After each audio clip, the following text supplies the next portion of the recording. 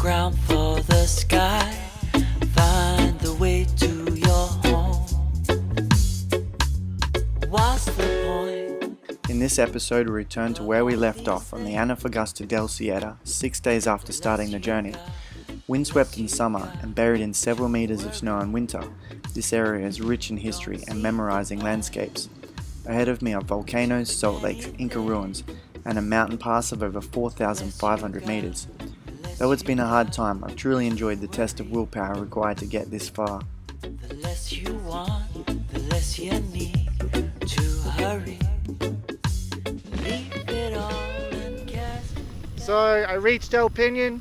I got myself another 10 litres worth of water. I got a backing wind, 40 kilometres of downhill. I just found out that in El Peñon they only get power for 3 hours a day. At night they turn on the generators. I'm getting low on battery on everything. Today I've got some volcanoes to reach and I'm having a ball.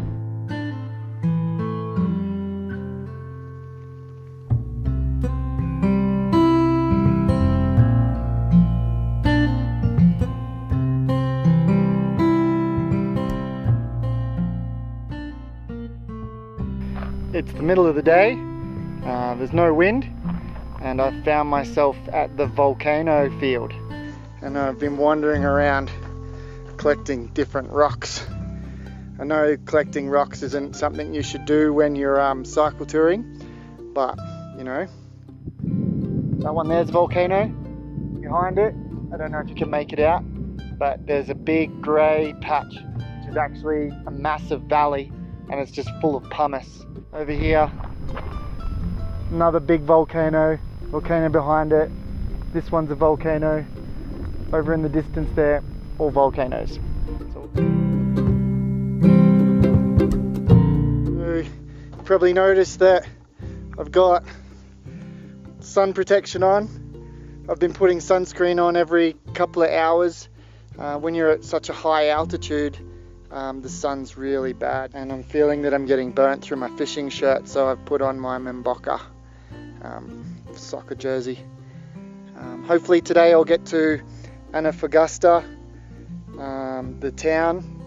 Well, I hope I do, because this morning when I left El Peñon I filled up all my water and then I made it 35 kilometers because there was no wind, so I tipped out all my water apart from a couple of litres. Because I figured I've got 35 k's to go to get to Antofagasta. So, fingers crossed. My headache's gone away. And it's just bloody beautiful here. Look at it.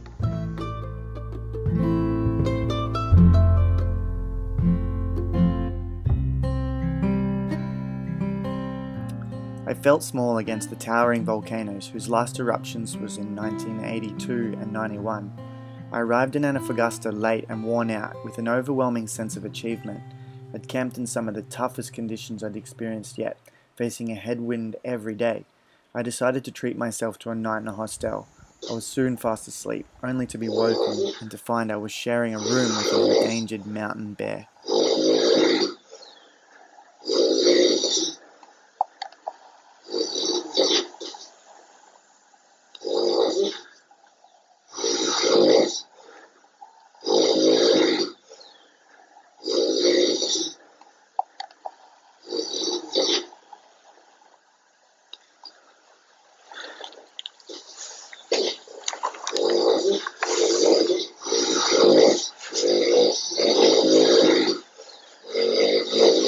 You don't want to wake the beast.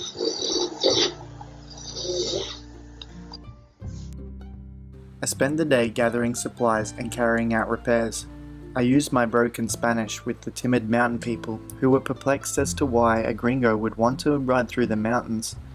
I'd been given a football jersey of Argentina's most popular team. It had proved useful for breaking the ice many times, and it came in handy here with the sometimes standoffish mountain people.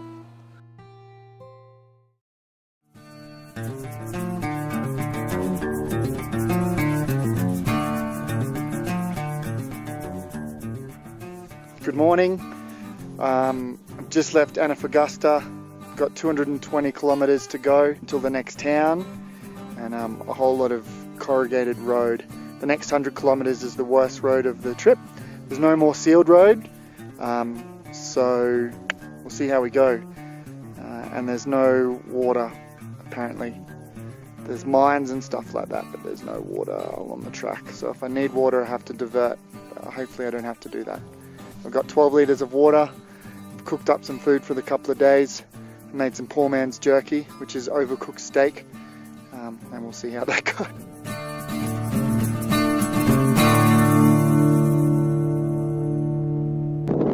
If you look down there, you can see the volcanoes from the other day. And I've been riding for 6 hours. And I've done 20 kilometers. Woo!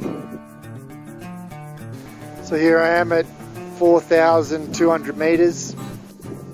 Hard day. Done 33 kilometers.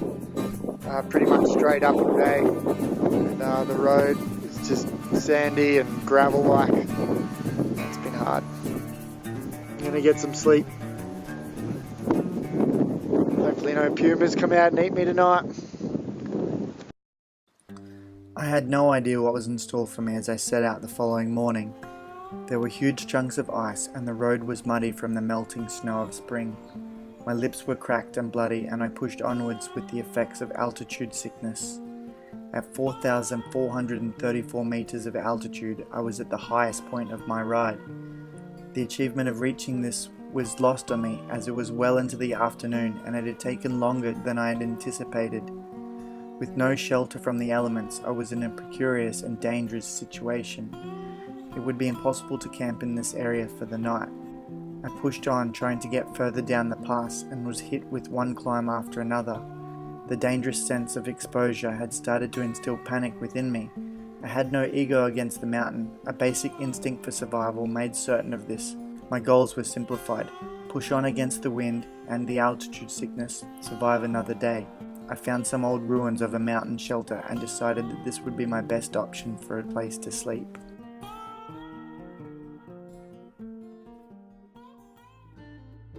Good morning. Last night must have been the coldest night I've ever spent in my whole life. I woke up at 2 o'clock and put on every piece of clothing that I had. Yeah, it was freezing. When I woke up, all my water bottles were frozen. I guess I'm just not prepared to be camping at 4,300 meters. But you know, you get that, I survived. Still struggling to breathe and do stuff, but feeling a bit better today. The bike's getting lighter, getting less and less water, which is a good and a bad thing. And I've eaten all my heavy food now, and now I'm onto my survival ration packs. So things are good.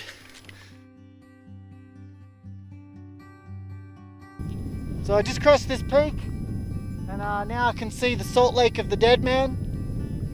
On the way down we've got a bit of a downhill, and then hopefully we're going to find the remains of the Spanish and Inca gold mine.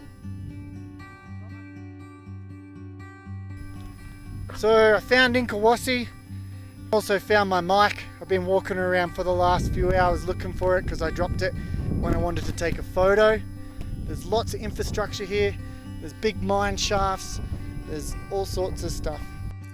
Inkawasi was first mined by the Incas and then later the Spanish. Slave labor was used to extract the earth's riches. I had a good look around. It was an eerie, haunted place, and I felt watched the whole time that I explored the area.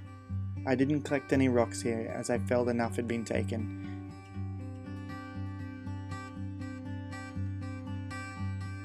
There's a sense of freedom that comes with simplicity. As the ride progressed, I could feel my whole perspective changing. I was growing stronger mentally, while I felt physically empty in the low oxygen atmosphere. My expectations of comfort were lowered, my hunger for flavoursome food was replaced with a need of sustenance, and plain rice or pasta had become equal to the juiciest steak. A rock or shallow section of earth that gave respite from the unforgiving wind was a gift from the mountain gods. We as humans are very powerful and limited only by ourselves and the stories we tell ourselves. Stories of movement or restriction, freedom or burden, opportunity or obligation. Stories we tell ourselves guide the actions we take and ultimately the quality of life we choose to live. The story isn't you though, rather you are the story, so make it a good one. Well, good morning out there, Ratbags. Just making a coffee. Last night was a lot more warmer than yesterday, though my fingers are still pretty cold. It's very bright this morning as the sun rises over the Salt Lake. Just trying to work out what the day is. If I can do 41 kilometers a day, I'll be able to get to more supplies in 3 days. But the most I've done in one day is 33 kilometers, and that was with the downhill. So I got 6.5 liters worth of water and 5 meals. I've got a few little breakfasts and a couple of biscuits for lunch each day. But the important thing at the moment is coffee, and it's coming. We've got 10 kilometers to go till we cross the rest of the Salt Lake after spending the night at this abandoned mine workshop. And then we're going to go uphill, and then we're going to go downhill, and then we'll see what happens after that, because I don't have a good map from then on. Stay tuned. Thanks for watching. If you would like to support the ride and receive a postcard from wherever I am in the world, you can do so via the crowdfunding platform patreon.com/ratbagnomads.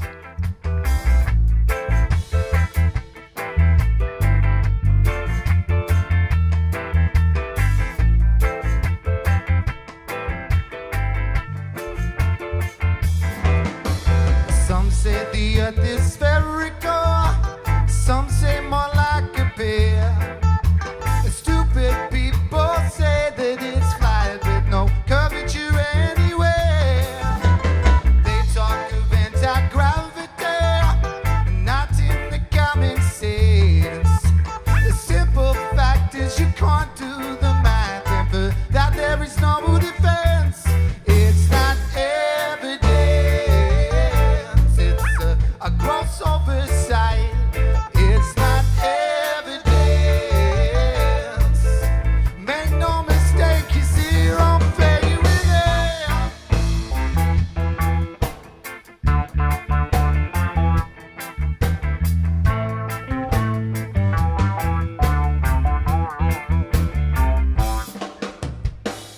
Two plus two makes four. You're coming up with 5. Well, I've heard that song before. In the very notion you